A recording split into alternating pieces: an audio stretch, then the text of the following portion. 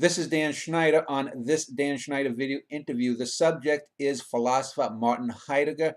I have Iain Thomson, who will be speaking about Heidegger's life and his career and his ideas, and the conversation will begin in a moment. Iain Thomson is my guest. We will be speaking about the life, career, and ideas of philosopher Martin Heidegger. I want to welcome Iain, but before we get into Heidegger and some of the ideas and misconceptions that have arisen, I do want to ask a little bit about yourself, anything you may have written or participated in regarding Heidegger, and what drew you to him. Okay, thanks, Dan. Thanks for having me on your show. I've been working on Heidegger now for about 30 years, so I've written quite a lot on him, including two books with Cambridge University Press, one that came out in 2005. That's called Heidegger on Ontology. The subtitle is Technology and the Politics of Education, and that tries to explain how the idea of ontotheology is absolutely central to Heidegger's later thinking, and how once we understand what ontotheology means, we can understand his critique of technology in a much more sympathetic way. And I also tried to show there how Heidegger's views on the university and the problems with the university led him to become a Nazi, and what he learned from that disaster. So that was my first book in 2005, came out of my own engagement with Heidegger, which from that had been going on at that point since the 80s. Since I took Heidegger with Bert Dreyfus at Berkeley back as an undergrad. And then in 2011, I published Heidegger, Art and Postmodernity, which is a kind of follow-up to Heidegger on ontotheology that gets into his vision of what we need to do to get out of the problems of technological nihilism and how art can save us from nihilism.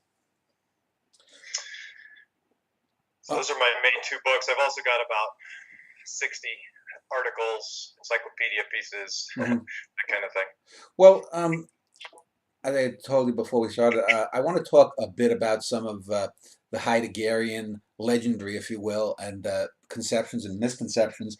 The two things I want to focus on are the letters N and O. First, ontic and ontology, and also Nazism and nothingness. And just yesterday, I'll start with the N's actually. Just yesterday, I completed a trilogy. I do often trilogies about big things, and I did one on nothingness, and I usually have a philosopher, a theologian, and a scientist talking about it. And nothingness is associated often with Heidegger. If you type in Heidegger nothingness, a lot gets up. So let me just sort of pick up from where I left off yesterday.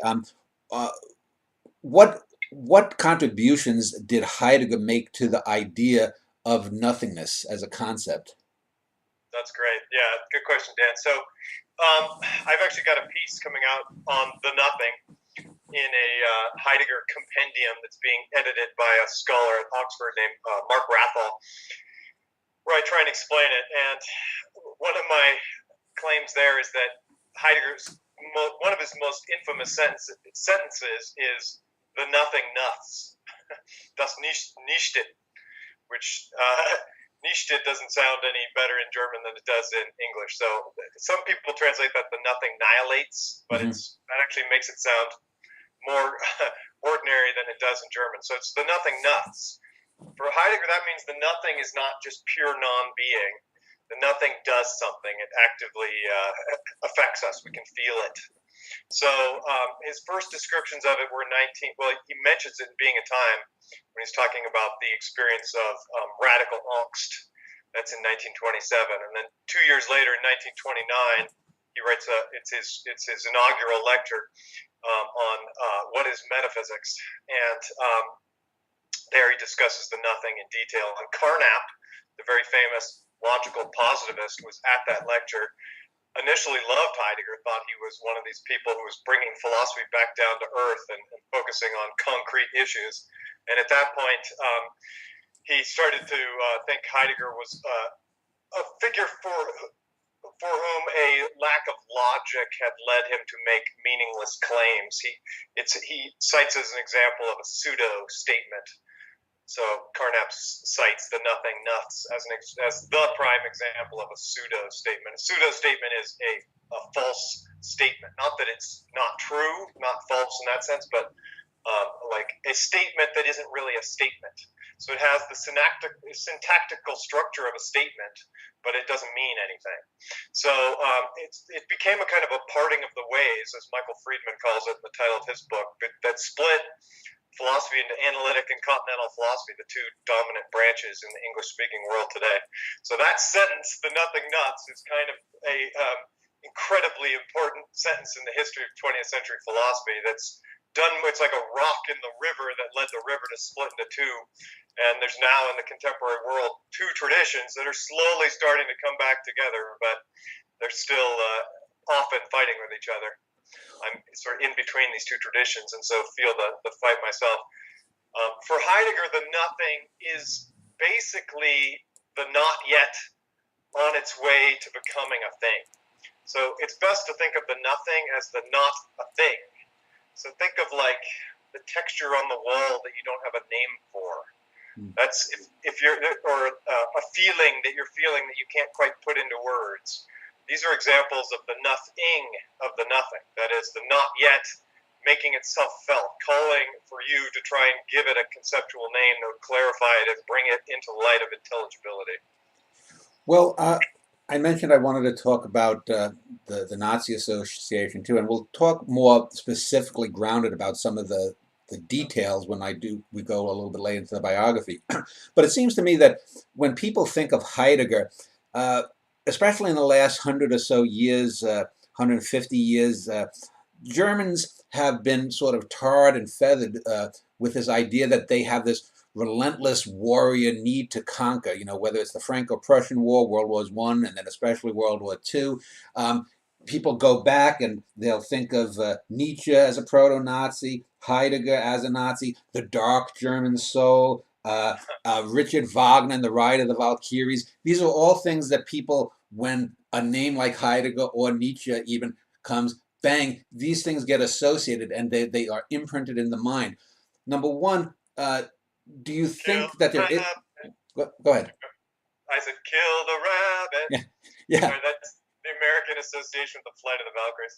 Yeah. And so do you think that this is a fair comparison, or does it trivialize things?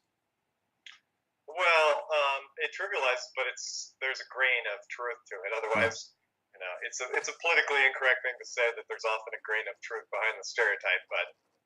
But so in this case, the Germans for a long time have prided themselves on being the people of inwardness. Innerlichkeit was Schiller's word for it. If you look at, there's a bunch of philosophers, Julian Young's written about this, who sort of vied with each other to explain why Germany was destined to win the Great War, World War I.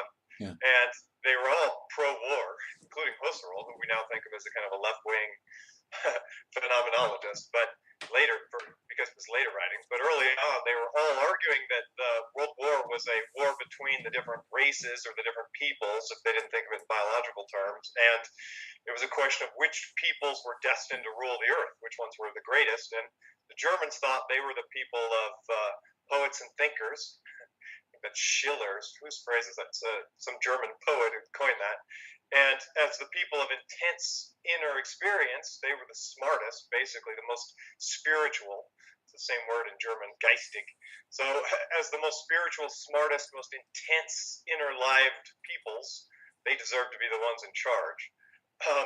There's a myth that goes back, Heidegger buys into both of these myths to some degree, the myth that goes back of the Germans as the unconquered warriors, who just sort of retreated into the Black Forest when the Roman armies came along. And you see this in the beginning of what's the movie with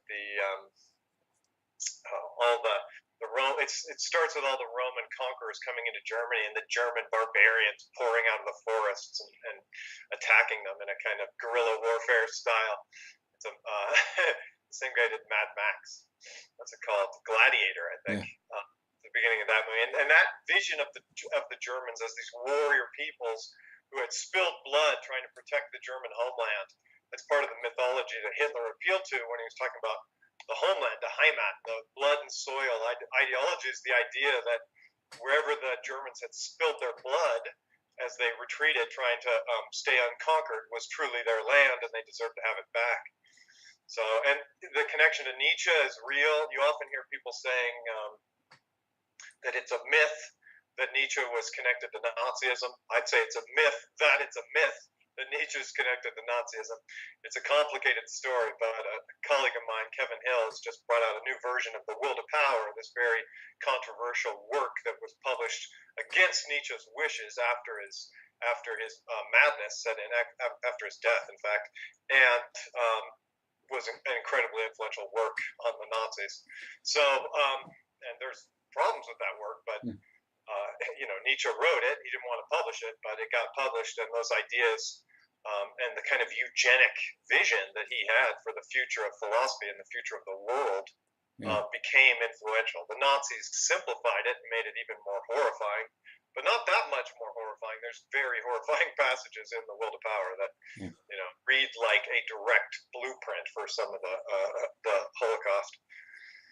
So, and then Heidegger too is directly implicated in that in the same way. Well, in a similar way than all these other thinkers. He's the only one who's actually a Nazi, but his relationship to the Nazi philosophy is actually, I would say, more complicated. He's at least as much of a critic of Nazism as they are. Yeah. Well, we'll talk about that the political aspects a little bit later on.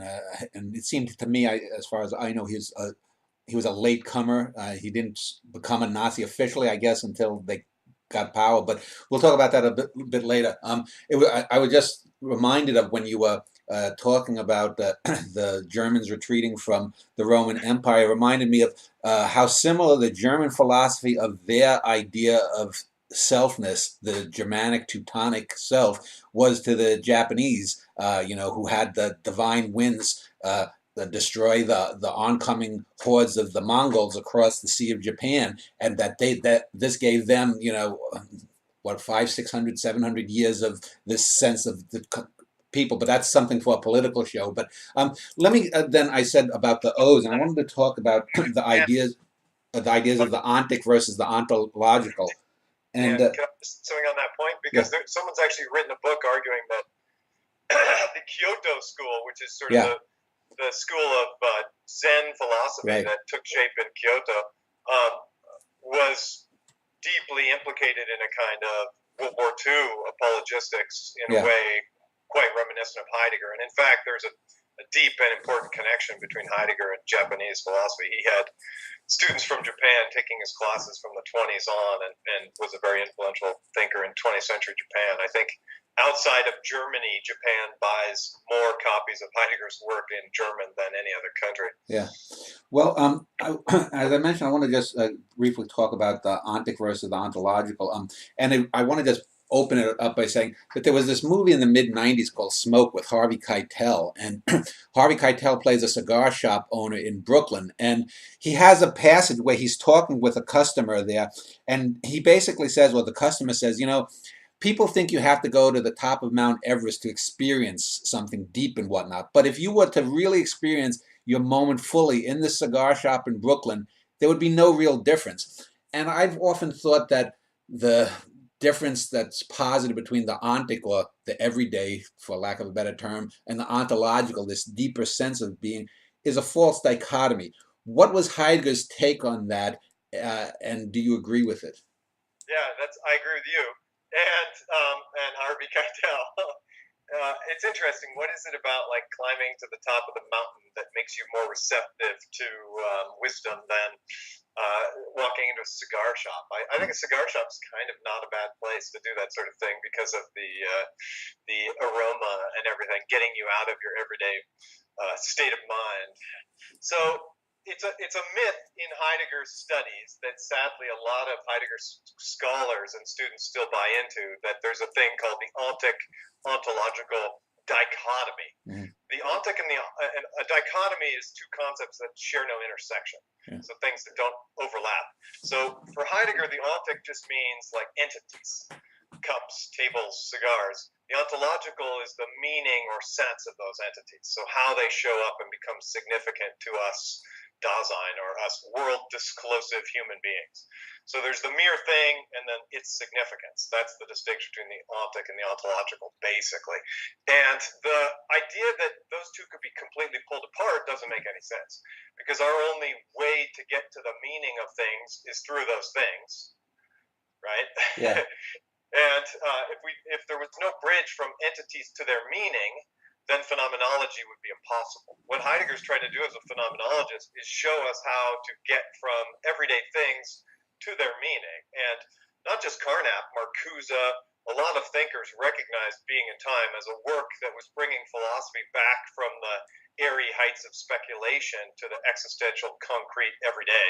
There's the famous story about Jean-Paul Sartre saying that he'd heard that there was a philosophy that would allow you to talk about this beer or this, what was the latest claim was that it was like an apricot aperitif or something, that you could do philosophy about anything is the point. And that's what Sartre was looking for, and that's what he rightly recognized in Heidegger. So I think the idea that the ontic and the ontological are dichotomous comes out of the fact that Heidegger was a Nazi, and that's a very bitter pill for most people to swallow. How can you be a great philosopher and join the worst political movement ever? And so they wanted to distinguish his life from his philosophy. A simple way to do that was to claim that his life and his everyday world was ontic, and the meaning of being and the big issues he discussed was ontological, and the two had nothing to do with each other. But that's not Heidegger's view at all. Heidegger's view is that the two are profoundly interconnected and feed back into one another, that we have to draw on our lives to talk about philosophy, and that if we're doing philosophy in a real way, it's going to feed back into our lives. Well, I want to move on and talk about the biography and then sort of work in his works and ideas as they form. But I just wanted to pick up on one thing that you said, and certainly no one would, anyone of any intelligence would say that Nazism was a good philosophy. But do you and do other philosophers, would you say that it's the worst? Because if you look at a lot of other philosophies, you mentioned the Kyoto School. You mentioned, I mean, I can think of whether it's the Confederate South or whether it's certain Islamic schools of thoughts now and then. That there are, to me, I've never bought in the idea that Nazism is sort of something outside, an outlier. To me, it's well within the human scope of the tribe, us, get rid of the other. So it may have been the most effective or the most advanced at the time, but do you think, I look at it as being just the things we stupid humans do sometimes? Yeah, I agree with you that it's possible. That's part of what makes it so terrifying, is when you see anticipations around you of it today. But and it's not politically correct to try and quantify evil, but Yeah. And I haven't tried to study all the, what did Caligula do? It might be up there. Well, the conquistadors, I mean, here the conquistadors just got from 700 years of oppression, and they turn around and they do the same thing in the New World, Yeah. But I think part of what makes Nazism so horrible was its scientific veneer. Yeah. The way it presented itself as like a cold, hard, rational look at the world that was just doing what needed to be done. Yeah. What the mind said had to be done. So, well, let's we can more about that. Yeah, well, let's look a little bit about the biography. And one of the things is I'm not an expert, so I don't try to overstudy these things. One of the things that I didn't know just looking up is that when Heidegger was born and in his youth, he applied to go into a Jesuit seminary. That seems odd. So he was raised a Roman Catholic. What do we know about his youth, his parents? Did he come from a middle-class background? Did he want to study in the seminary, or was he forced there? Well, that's a good question. So it's kind of a long answer, but his father was the sexton of the Catholic Church. So that's like second in command, the guy who takes care of the sacred vestments. And Heidegger and his younger brother were the ones ringing the bells to mark the liturgical calendar and the different events of the year. And so he was deeply, deeply Catholic. He wrote a short piece called "The Secret of the Bell Tower." I don't think it's been translated yet, but it's about how the experience of ringing the bells and this attunement to the way in which nature and spirit intertwine and attune each other. It was very important for him throughout his life. So he's very poor. I mean, he's basically living in the house paid for by the church. If you read the Safransky biography, it tells a fascinating little story about how during a war between these two main sects in the Catholic Church, they were temporarily driven out of the house and then got to return to it. And the people that had it gave the keys to little Martin, which Safransky thinks is a very symbolically important moment. So he was basically the very smart poor kid. He was kind of running. He was running wild. He was a bit of a wild man, and he got to go to the best school on a religious scholarship, like a scholarship that would be for the future Jesuit or the future priest. And he followed that until he was, let's see, 1919, I think. So he was born in 89, so 20. And he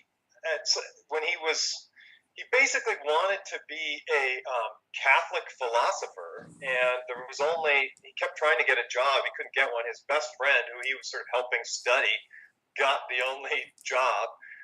At that point, I think I got to look at the chronology. It's been a while since I looked at the chronology of his early development, but he then tried to become a Jesuit. Mm-hmm. He might have been Jesuit and then Catholic philosopher. It would make more sense. But when he tried to become a Jesuit, he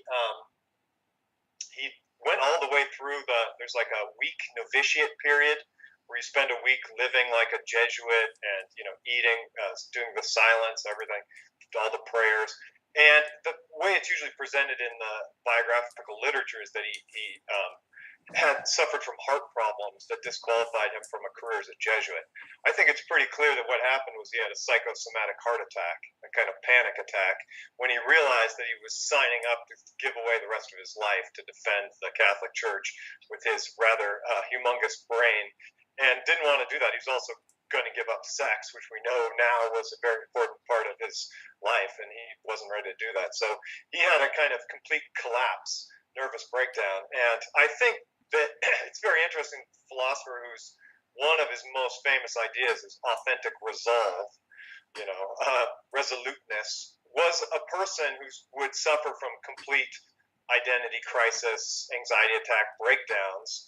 And in Being in Time, especially in 27, he heroizes those breakdowns as a confrontation with the nothing, out of which it becomes possible to ask yourself what you really want to do with your life, who you really want to be, instead of just going along the path of what was chosen for you, your parents wanting you to be a good Catholic priest, and decide what you want to do for yourself, and thus take responsibility for what you are and what you become. That's one of his most famous ideas, and I think it comes directly out of his life in that way. Well, now, when he was in college life studying, I know he was affected or influenced by Husserl and phenomenology and a few other people. As a young man, why was he drawn to Husserl and phenomenology? And I know that I think they have a later rift once the Nazis came to power? Yeah.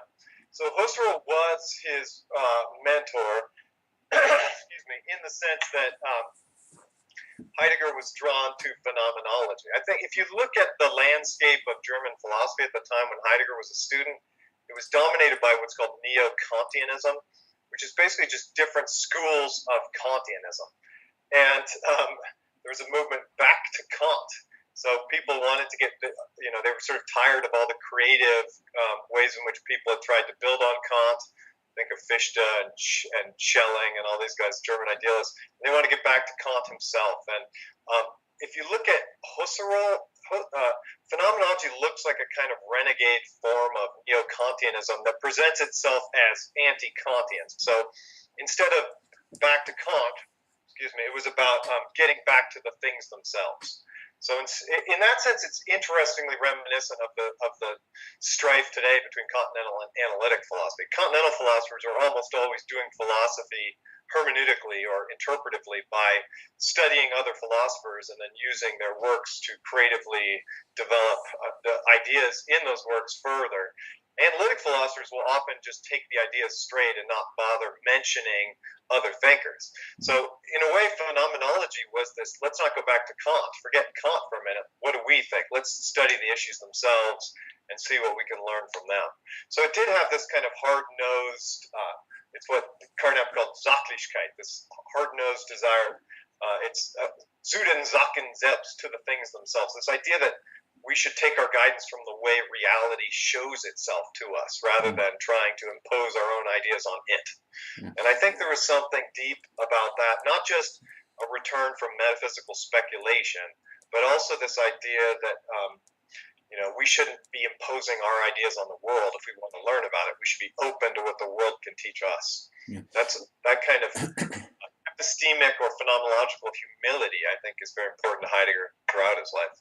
And just when you were talking there, I was thinking I come from the world of art, and it seemed like what you're saying is that analytical philosophy is sort of what was called new criticism in the mid-20th century in the arts, and that continental philosophy is various forms of isms, post-structuralism, postmodernism, these kinds of things that try to find, sort of left-handed lesbian motifs in, Inuit art or something like that.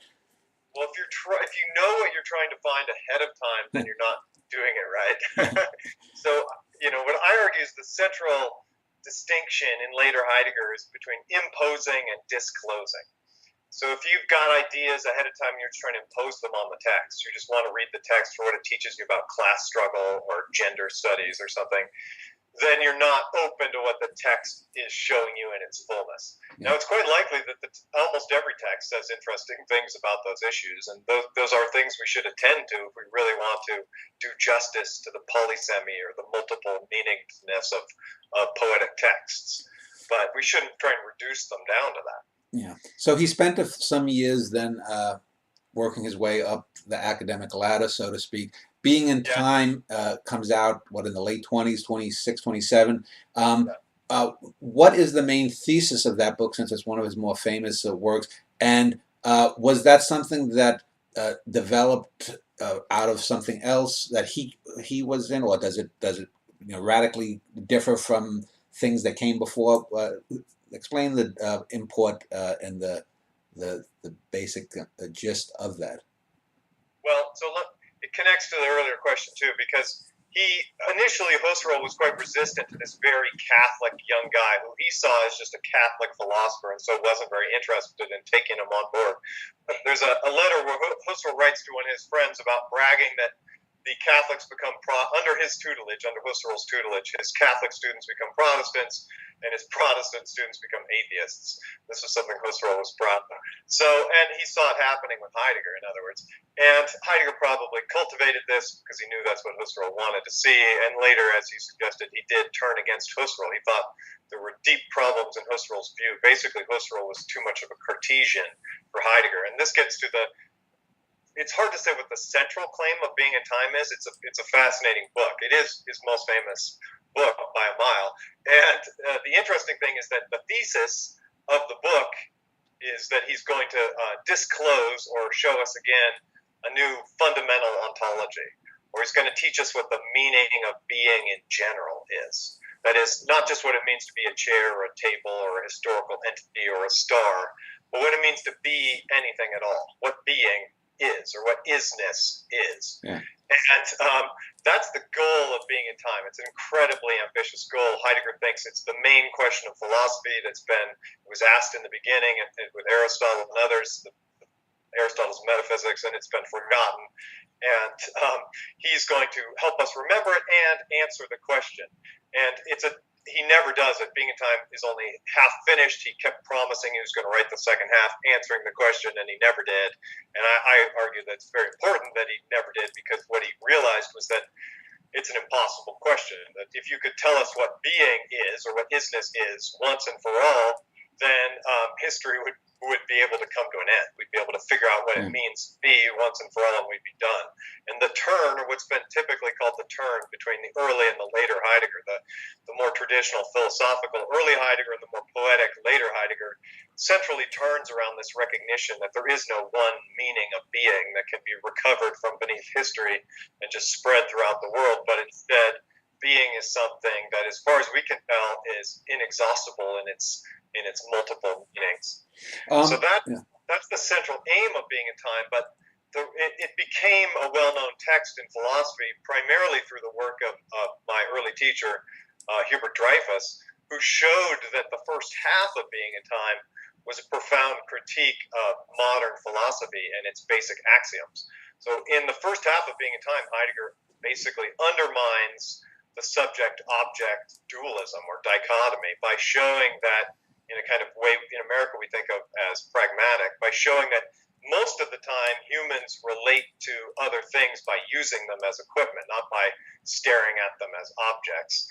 And that if we don't privilege, the way Descartes did, this detached intellectual perspective in which we're staring at some object standing over against us, and instead pay attention to what it's like to be a human being most of the time, ordinarily and usually is the phrase Heidegger uses in Being in Time, then a very different ontology of human being shows up, one that recognizes that we're not cut off from the world, that for most of the time our way of relating to the world is that it's part of us and we're part of it, and that doing justice to that interconnection between self and world is incredibly important. And that, if you want to look at the importance of Heidegger's influence on 20th century philosophy, that's the main way that he was taken up. But then there's the second half of Being in Time, which is often thought of as the existential divisions, division 2, as opposed to the pragmatic division, division 1. These are kind of simplistic but useful heuristics. And the existential division gets into issues like anxiety and the nothingness it discloses, guilt and what it teaches us, death and how we should approach it, authenticity and what that means and why that's a good thing. And those issues were incredibly influential on a lot of thinkers, and especially what we think of now as postmodernists, the major movement of French, Italian, largely some American philosophers who took those ideas and developed them further. Yesterday when I was doing the Nothing show, I spoke with the philosopher I spoke to there about what he calls the brute facts universe, or what I call sometimes just because answers, that you reach an endpoint that you can't contingently go back any further because you're stuck at this why, and why ultimately becomes unanswerable. We can talk about how or where or when, but why. Would it be fair to say that Heidegger accepted a sort of brute facts or just because cosmos? I would say that's an interesting way to put it. Yeah, and I would connect that to his critique of ontotheology. So ontotheology is what metaphysics has been since Thales and Anaximander. So when Western philosophy tried to understand what it is, the nature of reality, they looked for the arche, or the foundation, the ground of all things. And Thales, the first philosopher, said it's water. All things are made out of water. And philosophers, starting with Aristotle, kind of laughed at that and thought it was a bizarre answer. But there's something very deep about the insight that the manifold diversity of things is, in fact, all made out of one stuff. That everything's, well, deep down, if you go down deep enough, there's some component part that everything's made out of. And that's the ontological insight. And we still believe that, even though we can't, we don't know what it is. Is it superstrings? Is it subatomic particles? We're still trying to find the tiniest bits of things out of which everything else is made. That's the ontological impulse. And then the theological impulse is closer to what you were talking about. That's like the Big Bang, Why did the Big Bang bang when it did? It's sort of trying to get outside the known universe and figure out and ground it. Yeah. So that was Thales' student Anaximander, who said the foundation of all things is apeiron, or the infinite. And he meant something like there's a indefinite source from which all things come and to which they return when they die. Yeah. And that idea that there's something outside the universe that we can't quite get, well, he thought we could get access to it. The critique of ontotheology is the idea that we can never find the final innermost core of things, nor can we get all the way outside the universe to take up this God's eye perspective on the whole and completely once and for all grasp the whole thing. Yeah. Instead, we have to recognize that not just our contingency and the perspectival nature of all our way of understanding things, but that reality itself is infinitely rich, that it keeps giving us new ways of understanding it. So it's not like these dead ends stop thinking. they stopped the attempt to stop thinking. That is, they stopped the attempt to come up with a final answer that would let us answer all our questions and not have to ask them anymore. Yeah, what I think I was getting at is if we could magically resurrect Heidegger in today's early 21st century world, where we have ideas of there could be a multiverse, where some people have posited that we could be simply a computer program that's running. I would think, from my limited knowledge, that Heidegger would be the kind of person to say, well, it doesn't matter whether we're computer programs. It doesn't matter whether we live at the Big Bang was a lowercase Big Bang in a small, infinitely small part of a larger cosmos or something. What that still doesn't affect the basic nature of who we are, what we do. Would that be correct? Do you think? I mean, speculative, of course, but That's funny. Yeah, it's an interesting question. So I think Heidegger, if we could bring him back and give him a couple shots of whiskey so he could stop freaking out for a minute, would be, or beer, I guess he liked beer, wine, that kind of thing. He would think that the hypothesis that we're living in a computer simulation was ridiculous. He would laugh at that and do the kind of existential reductions that he does of saying, like, what must your life be like that you think you're living in a computer simulation? It's an absurd idea. So you probably are suffering from some form of mental illness that's got you in what psychologists call derealization, where you don't believe in the reality of your own experience. Whereas phenomenology takes the reality of your own experience as sort of the starting point that you need to build on and test against others and with others. The idea that there's a multiverse, I think he would think is kind of fascinating, insofar as it leads to the possibility that there's worlds that are physically exactly like ours, but are very similar to ours, at least have the same basic component parts, but in which the intelligible structures are radically different, in which humans have come to understand themselves in lots of different ways. And that would feed into the idea that reality is something that can never be finally organized into one conceptual framework and forced to settle down, but is something that's always going to overflow whatever framework we try and capture it in. So you could see these multiverse hypotheses as in tune with what I think of as Heidegger's postmodernism, his view that reality can never be captured in a single framework. Yeah. Well, let's ground back to his life again. So when the Nazis came to power, he sort of famously or infamously signed a loyalty oath. He had worked with, Jews like Husserl. Later, I don't know if it was ongoing at what point. He had an affair with Hannah Arendt, who's a famous philosopher about morality, and she was Jewish and whatnot. So there's this odd thing that Heidegger seems to have, on the one hand, embraced an enthusiasm for Nazism, but he didn't embody all of the ideals. Was he? There's the idea, for example, of the opportunistic versus the fanatic Hitler. Was Heidegger a Nazi that was just an opportunist and saw they're in power, I'm going to go for it? No, he was more of a fanatic, but he was a fanatic not of Hitler's Nazism, but his own Nazism. As the party official who came to Heidegger's rectoral address said, Heidegger's got his own private National Socialism. And that's right. His National Socialism, as Jaspers said, Heidegger came and gave a talk in 1933, 34 at Heidelberg, where Karl Jaspers was. Jaspers was married to a Jewish woman and forced to go into what we call inner immigration. He basically retired from public life and tried to keep a low profile so the Nazis wouldn't murder his wife. And he barely, according to the biography of him, he barely made it out alive. And he was very angry at Heidegger, as you might imagine. Heidegger and Jaspers were very close in the years leading up to the Nazis, and even during the early Nazi years. So Heidegger was a fanatic of his own vision for National Socialism. As he told Jaspers, he wanted to be the Führer of the Führer, that is, the leader of the leader. He saw himself as something like the philosophical Grand Vizier who would, the Steve Bannon who would whisper the truth into Trump's ears. He was going to be the philosopher who helped lead Nazism to what he wrote to another student as its second and more profound awakening, where it shrugged off its biologistic, eugenic vision of the meaning of life and embraced his vision of the meaning of being as what distinguished German philosophy and made it great.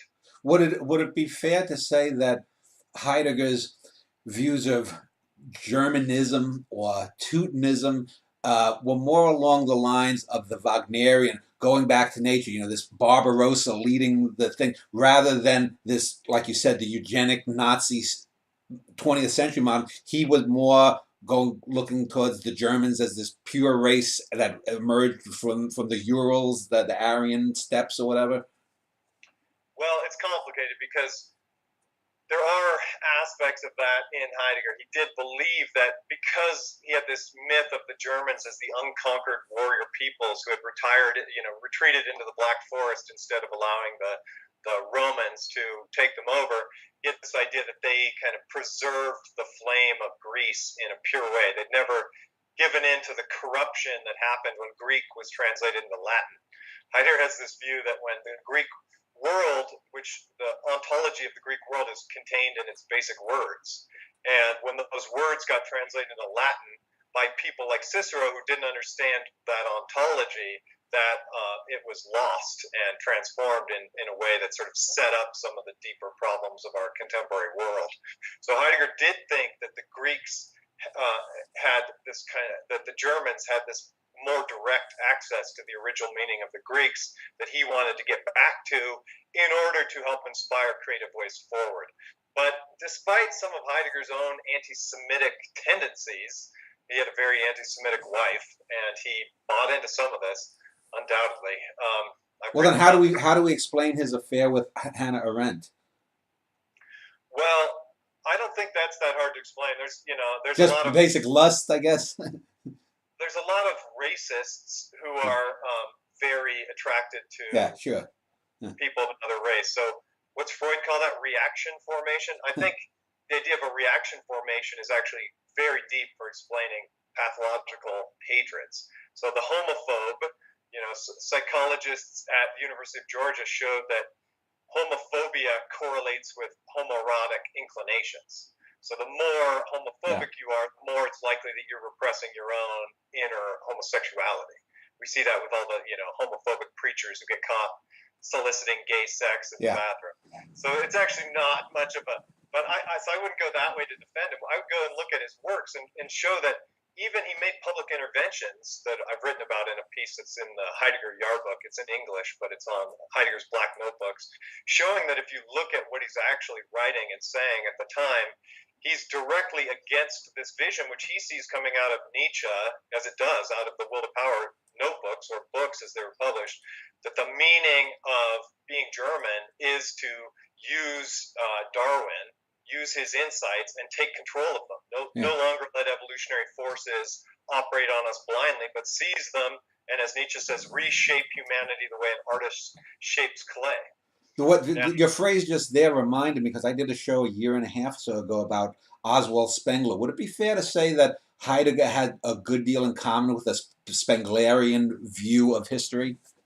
I write about that in detail in Heidegger on Ontology. So if you look at the political situation that Heidegger's intervening in the late 20s, it's kind of divided between Spengler on the one hand and Max Weber on the other. Max Weber is this kind of famous academic who's saying that academics can't intervene in the sphere of values, that there's an absolute fact-value dichotomy. And the idea of a fact-value dichotomy, which is very common in analytic philosophy, is for Heidegger one of the axioms of the modern world that's in error. That in fact, if you pay attention to how you experience the world, you don't experience it as split between facts and values. You experience value-laden facts, and facts and values intertwine and are quite difficult to pull apart in many cases, and in some cases cannot be completely pulled apart. So Weber thought academics should stay out of cultural politics. Spengler thought it was the duty of academics to save the world from nihilism. Heidegger agreed with Spengler, that's just Nietzsche's position, that the task of the philosopher is to help save the world as a kind of cultural physician who helps us lead us out of the nihilistic or meaningless philosophies and worldviews we've gotten ourselves into by letting us see the world in its meaningfulness. Heidegger believed that. He just thought the way we needed to do that in a way that wasn't Nietzschean. He's got this famous later line where he says, Nietzsche ruined me. Nietzsche hat mich kaputt gemacht. Like he he made me kaput. He like crashed my car. Mm. And it's the Nietzschean moments in Heidegger. The rectoral address is probably the pinnacle of that. Heidegger's got a vision that's kind of confused, where he thinks like the point of the university is to constantly transform our understandings of things in order to renew them and reinvigorate them. And that idea that the point of knowledge is to keep us vital and alive and fresh is a very Nietzschean way of thinking about things. And later Heidegger moves away from that view toward the view that we need to open ourselves to the way things show themselves to us. And when we do that, and that's phenomenology, we'll recognize the multiple meanings of things. And recognizing their meaningfulness is a direct path out of the meaninglessness of nihilism. Well, before I go back to talk about some of the major ideas and this idea of the early and late Heidegger, I do want to talk about, say, the life of Heidegger post-World War II. Did he suffer a hit, if you will, on his ideas, his reputation because of his association with the Nazis? And if so, was it a crippling blow, or is it something that he has recovered from in the decades since? Interesting. Yeah, it wasn't quite crippling, but so let's see. After the war, he jumped on a neighbor's bicycle and rode 80 miles up to this Catholic retreat up in the mountains, where he hung out for a while the French troops invaded Freiburg and took over and requisitioned his house. He basically eventually came back. He got put through the denazification proceedings. The first verdict was actually quite favorable. It had him as sort of a fellow traveler, which is not a terribly devastating verdict, but he was not satisfied with that. He wanted a complete vindication, so he pushed for that and got Karl Jaspers to intervene. He assumed as a friendly witness. Meanwhile, Jaspers had found out about a letter that Heidegger had written for a student, a letter of recommendation in which he said things that connected Jaspers to Weber and this philosophical circle in Berlin, which was Weber was Jewish, and sort of tarred Jaspers with the brush of Jewish intellectual, which could have gotten Jaspers killed. Jaspers was very angry about this, and when he intervened in the denazification trials, he accused Heidegger of the same crimes that Socrates was accused of: corruption of the youth, and well, it was corruption of the youth and not impiety, but being a dangerous figure to let teach. So Heidegger was stripped of his teaching license, and he became profoundly depressed. There's some debate about whether he even tried to commit suicide. He was certainly psychiatrically hospitalized and suffered from a profound depression. And the writings, the notebooks from that time, are very dark. So on the one hand, it almost killed him. On the other hand, I can't help but think that there's something about the fact that Heidegger was a Nazi that, while most people are sickened and disgusted by it, also kind of gives him a little tiny bit of like dark romanticism. Yeah. Because without that, it's the Richard Wagner effect in essence. He would be kind of just like this nice hippie Berkeley guy. I mean, the way I was taught, Heidegger was this, he was this kind of perfect Berkeley hippie philosopher, and he fits that in a lot of ways. But when you dig down deep, you realize there's a lot of darker psyche than that. But he thought with his heart. He was a real, from being in Time On, he was someone who believed that mood, which was something that Western philosophy's been battling with emotion since Plato, at least. Heidegger brought back the idea of the wisdom of moods, and that your attunement to the world can't be completely understood in intellectual terms. That your moods tell you important things about what you should do, and he maybe listened to his heart too much, but it's in chasing after Hannah Arendt and others. But that's a consistent aspect. I do think that if you look at part of his influence wasn't just being in Time was already incredibly influential, and then the later Heidegger was very influential on all the French post-structuralists, and for them they were looking to Heidegger in part to kind of separate themselves from Sartre. Sartre had been such a gigantic father figure in French philosophy that to be a Foucault or a Derrida was meant in part to try and like carve out a little intellectual space to think about things in a different way than Sartre had laid out. And going back to Grandpa Heidegger was a way in which they could kind of undermine and create a little room for themselves vis-a-vis Father Sartre. So I think that, Heidegger's reputation came back pretty quickly, first in France, of course, always in Japan. The Japanese weren't troubled by the fact that Heidegger was a Nazi since they decided.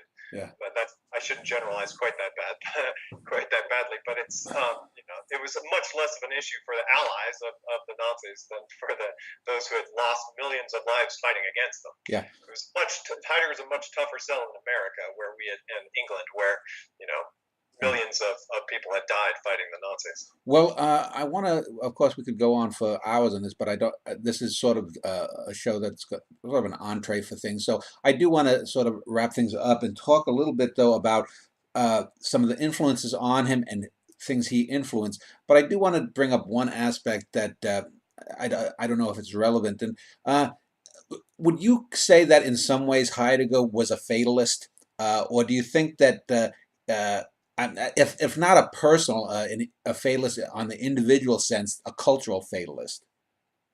No, I wouldn't. So I think that's another myth. That's probably the most widespread myth of Heidegger, is that he was a kind of fatalist, because he deliberately left a kind of last will and testament philosophically in this interview that he gave to Der Spiegel. That was he gave it 10 years before he died, but with the stipulation that it could only be published after he died. And I think it was like 10 days after he died, they published it. And the title they gave it was Only a God Can Save Us, or Only Another God Can Save Us, as I like to translate that.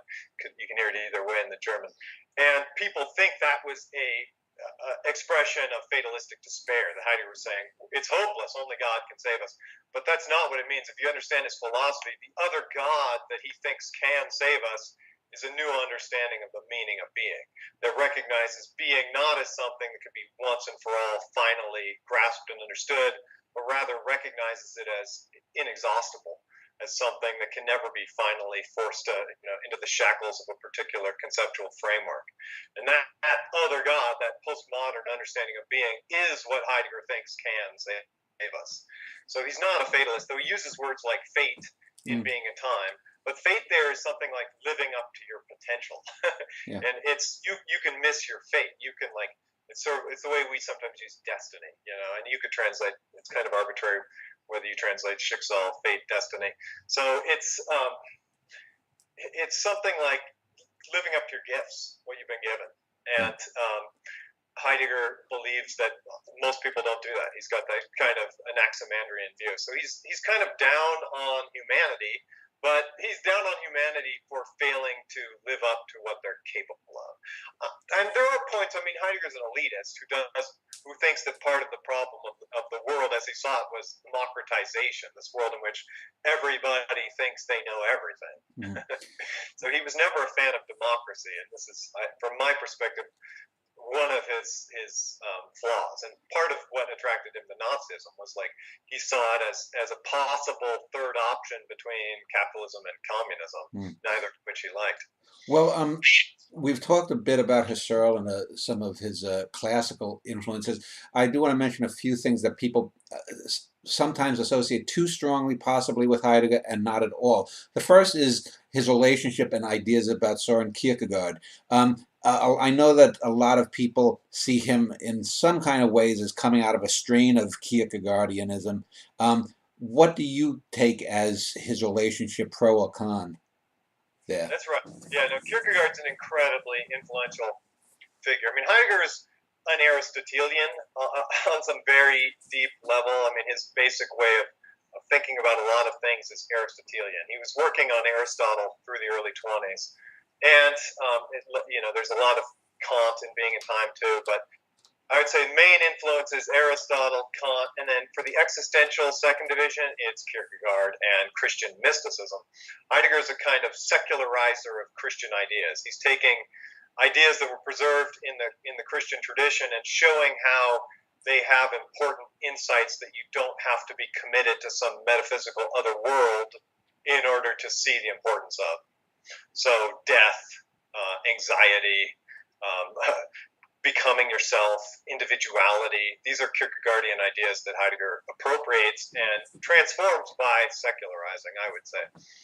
Now, you mentioned the Kyoto School, and Heidegger, as you said, seemed to have some truck with a lot of or some of those ideas coming there. What is there anything that he took from Eastern thought in general? I was just looking up. He apparently found some interesting stuff in Nada al-Baziri, an Islamic philosopher. Did Islam or any of the Farther East philosophies factor in, and how? That I don't know very much about. I do know that Heidegger was very influential in Iran. That he was the last Ayatollah, I think, wrote the equivalent of a dissertation on Heidegger. So, and I don't think they're quite as troubled by his anti-Semitism either. Yeah. So I don't know about the influence of Middle Eastern thinkers on him. That's interesting. He was deeply immersed in medieval philosophy, and the Middle Eastern philosophers played a large role in that. So there's probably some influences there. The Kyoto School, that's Zen and kind of creative appropriations of Zen. And a lot of that's coming out of Heidegger. There's a famous anecdote that he picked up a book by Suzuki and started reading it and said, this guy's saying clearly what I've been trying to say for years. So there is some idea that he saw deep affinities between his own philosophy and Zen Buddhism. But that doesn't make that much sense to me. I see a lot of deep parallels between Heidegger and Taoism. And we now know that I think it started around 45, 46, Heidegger was working on a translation of the Tao Te Ching, the most famous Taoist text, or one of the two most famous texts. And the translator eventually quit because he thought Heidegger was overly Heideggerizing everything. The being that can be spoken of is not being itself, and this kind of stuff.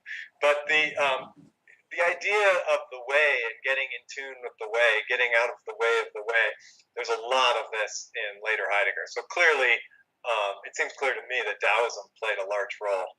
I was going to say on the Kierkegaard point, we didn't talk much about death, but if you think of death not as demise, what Heidegger distinguishes death and demise, and this is a big insight that goes back to Bill Blattner, the philosopher, and that death and demise aren't the same thing, and that demise is what we normally mean by death, croaking or kicking the bucket, and that death is something like how demise, croaking or kicking the bucket, becomes significant within our lives, how we experience the significance of death within life. That's existential death. And for Heidegger, it's like the dying off of the old you that allows the new you to be born. It's already a conversion narrative of like death and rebirth. So if you think of Heidegger dying to the world in which he was going to make his parents proud by being a great Catholic philosopher in order to become, the greatest philosopher of the 20th century, that's a kind of death and rebirth. That's what he calls authenticity. Authenticity is that death and rebirth to the world. Well, so that's a secularization of the conversion narrative. Let me just then ask a final thing then about his posthumous reputation and criticisms, especially in the late 20th century. And are there people who could be called maybe neo-Heideggerians now, or is there any person particularly writing or putting forth ideas that are from his strain? So let's talk about his critics, and then positive influences, at least in the sense that people who. Let me grab one book. Yeah. Let me just read you a very short paragraph. It's the opening paragraph of of Heidegger Art and Postmodernity. Okay. So Heidegger was probably the most influential philosopher of the 20th century. Certainly, he remains the most controversial. This enduring controversy stems not only from Heidegger's undeniably horrendous politics, legendarily difficult prose, and profoundly challenging views, but also from the fact that a list of major thinkers inspired by the works he wrote after being in time reads like the required table of contents for any good anthology of contemporary continental philosophy. Giorgio Agamben, Alain Badiou, Jean Baudrillard, Maurice Blanchot, Stanley Cavell, Gilles Deleuze, Jacques Derrida, Hubert Dreyfus, Michel Foucault, Lucé Irigaray, Jacques Lacan, Emmanuel Levinas, Jean-Francois Lyotard, Herbert Marcuse, Jacques Rancière, Richard Rorty, Charles Taylor, Gianni Vattimo, and Slavoj Žižek. So these are just some of the philosophers Heidegger's profoundly influenced. Derrida, for me, that was another one of my teachers. He's a Heideggerian philosopher. He said it himself many times. He's got some deep and profound disagreements with Heidegger, but he's very Heideggerian. What's the Sloterdijk, this German guy who's got a television show? I think he might have no longer had this show, but he's a very influential figure in Germany. His recent book was his engagements with Heidegger. So I think Heidegger is by far the most influential philosopher of the 20th century. Rorty used to say that the only real challenger for the throne was Wittgenstein, but I don't think you can make the claim that Wittgenstein's had the influence in as many fields and as profoundly as Heidegger. Because it's in everything, it's not just philosophy and architecture or something. It's philosophy, art, architecture, education, you name it. Well, let me just ask then about the future first for Heidegger. How do you think his ideas will stand up over the course of this century? And then on a personal note, are you working on anything more about Heidegger, or what is next for you? Yeah, so my view is his ideas are already entering into the mainstream. I think it's something that drives continental philosophers crazy about analytic philosophy is the way analytic philosophy tends to work is it appropriates ideas from the continental tradition and then kind of slowly and painstakingly defends them and makes them such that they can enter into the general conversation and get taken up as truths. And we've seen that happen with Heidegger, especially the first half of Division 1 of Being in Time, thanks to Dreyfus and others. And I think it's starting to happen with later Heidegger. There's figures, I mentioned Blattner and Rathall, myself. There's figures who have done a lot to kind of explain Heidegger in terms that break out of Heidegger's jargon, that aren't just sort of pushing Heideggerian words around, but explaining what those words mean and why they're important. And there's a certain amount of resistance to that very desire to explain Heidegger within certain circles of people who have gotten their careers out of refusing to explain anything and just kind of doing their own form of hermetic poetry. But that's a kind of dinosaur breed there's not many left, and it's almost impossible for them to get jobs today in the academic world. So I think there is Heidegger's philosophy looks to be right. So it's, I think, going to survive even if Heidegger's reputation doesn't. I mean, we're in a period right now where I hear from my friends, former students especially, who are in graduate school, that the students don't want to read Heidegger. I mean, they don't want to read the work of a Nazi. Mm-hmm. Students today are very interested in being on the side of the right and the righteous, and they often don't want to draw the kind of careful, subtle distinctions and recognize that the human heart is a complex place where nobody's on the side of the right and the righteous all the time. Yeah. Derrida used to say that the good conscience isn't. Yeah. It's like Nietzsche talks about this too. So I think we're living in angry times where the political spectrum is completely dichotomized and bifurcated, and people want to believe that they have a monopoly on the good, and their enemies are pure evil. But that way of thinking about things never helps very much. Yeah. So I think in the long term, Heidegger's ideas will they're going to become increasingly influential because they're deep and profound, and they seem to have predicted what's been happening for the last 80 years or so.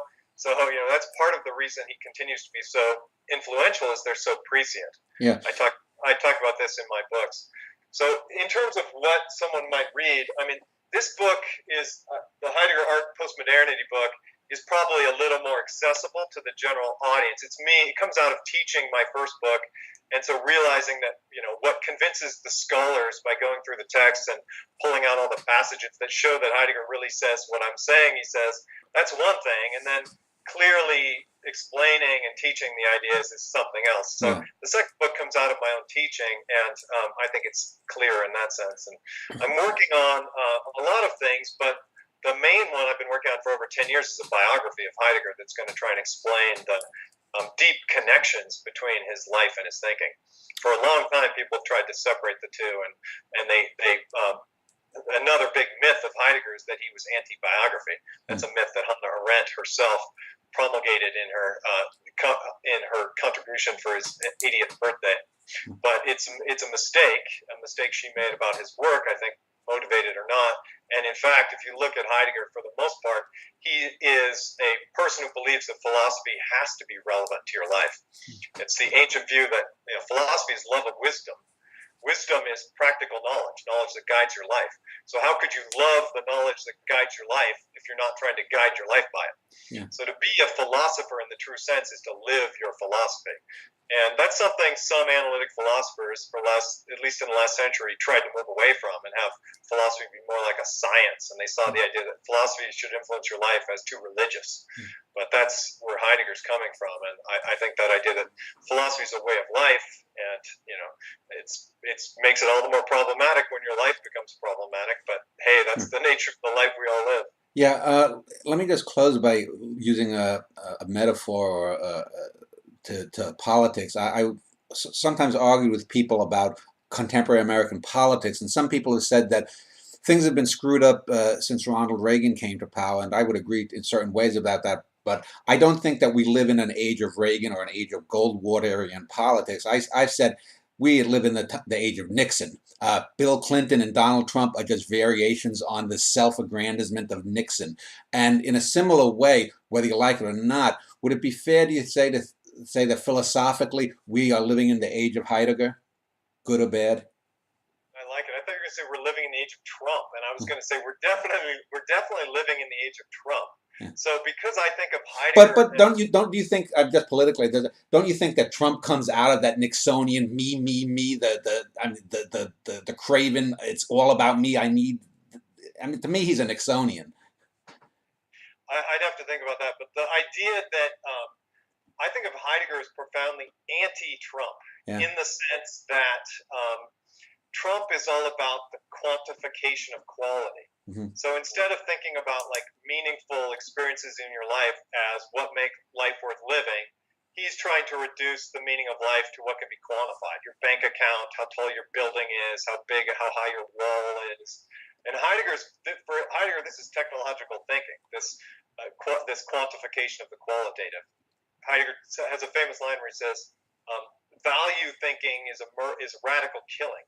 It's a killing that murders at the roots, because it's impossible to talk about what matters to you in terms of values and do it justice, because values are quantifiable. If you say to someone, I value my mother, you're suggesting that there's some value you put upon her rather than that she's invaluable, that there's nothing you would trade her for.